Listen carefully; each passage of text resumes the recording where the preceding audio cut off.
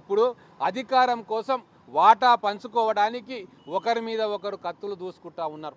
తెలంగాణ ప్రజలకు ఇది ఒక కొత్త సినిమాని చూపిస్తూ ఉంది. కల్వకుంట్ల కుటుంబం ఖచ్చితంగా కేటీఆర్ అనే వ్యక్తి పరిపాలనకు అనర్హుడని చెప్పి సొంత చెల్లెలే చెప్తున్న తర్వాత ఇక ఏం మిగిలింది బీఆర్ఎస్ పార్టీలో? కేసీఆర్ గారు బయటికి రాలేరు. ఆయనకు ఈగో అడ్డం వస్తుంది, అహం అడ్డం వస్తుంది. అధికారం ఉంటే తప్ప, లేదా గుర్రబండి మొత్తం తయారు చేసి గుర్రాన్ని కట్టి అలంకరించి ఎత్తుకొని వచ్చి కూర్చోబెడితే బయటికి బయలుదేరుతా అంటాడు.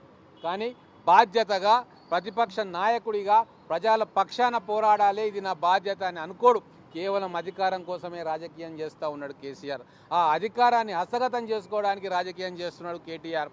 అన్నకు పెద్ద పాత్ర ఉంది, నాకు పాత్రే లేదు, నా భవిష్యత్తు ఏంది అని చెప్పి పోరాటం చేస్తుంది చెల్లెలు. కాబట్టి ఈ అధికార దాహంతో ఉంటున్న ఈ కుటుంబాన్ని ఇప్పుడు రాజకీయంగా సమాధి కట్టిండ్రు. 2023లో ఏ రోజు కూడా వీళ్ళని మళ్ళీ అధికారం పీఠంలో కూర్చోబెట్టడానికి తెలంగాణ ప్రజలు సిద్ధంగా